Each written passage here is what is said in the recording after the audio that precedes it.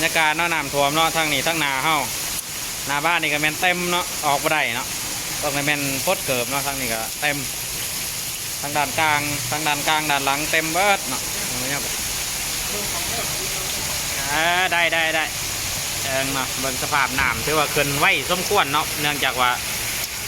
ฝนมันตกแห้งเนาะเครื่องปั๊มเข้ามันระบายบ่ทันเนาะปั๊มน้ำบ่ทัน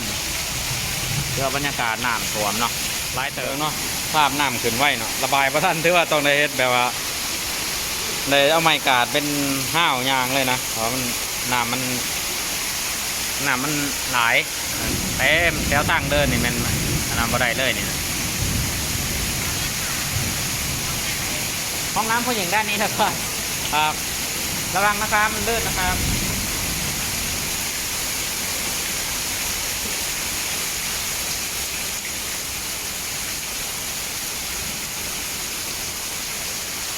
เชื่อไว้นี่ตามทางนี่ก็แม่นน้ำเต็มหมดเลยน้ำมันไหลออกประท่านมันไหลฝนเนาะมันแห้งฝนมันแห้งเกิน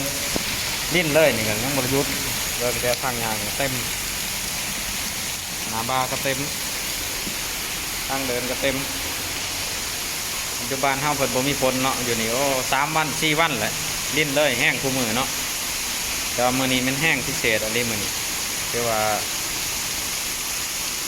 หลายเบิ่งเนาะ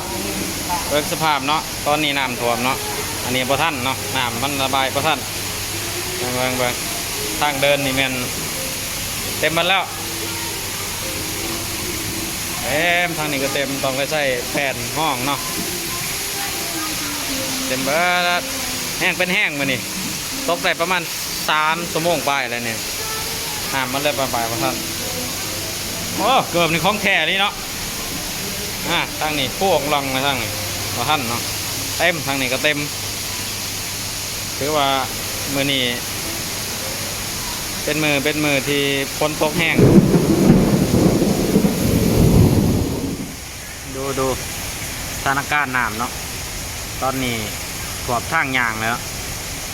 ขอบเขตนั่นก็ท่วมเบิดแหละ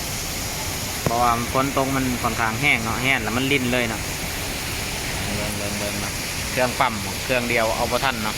ทางนี้เต็มละ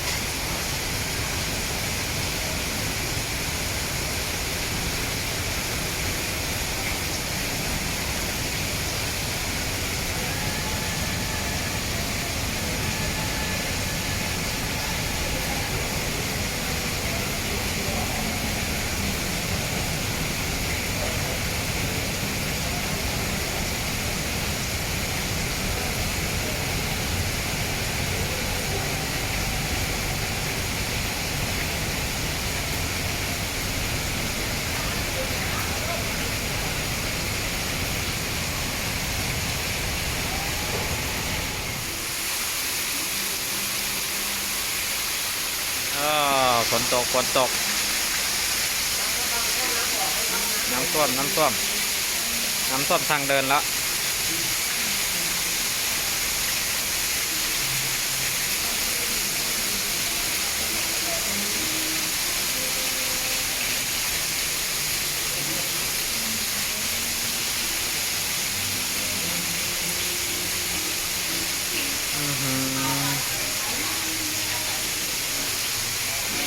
ซุ่มเย็นมันนี่เปียกเริ่มน้ำสีขาวห่อนนี่ละ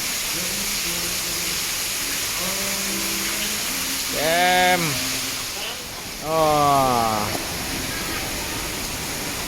ต็มเครื่องปั๊มน้ำอยู่พุ่นน้องยันบ่ทันเนาะตอนผมมีเครื่องปั๊มน้ำในน้ำมันสิหล่นก่อนแต่นี้ยังเต็มเลยเนาะตามทางเดินนี่เต็มเกือบล้นแล้วใครในพ้นห่วยลงนะครับมันยังเงานี่มันถือว่าเต็มเลยฝนตก3 มื้อเลี่ยนแล้วทางนี้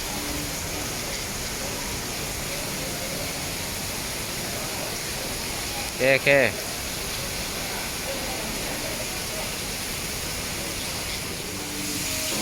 ฝนตกห้ามแล้ว3-4 มื้อเลี่ยนละฝนตกห้ามเป็นลิ้นเลย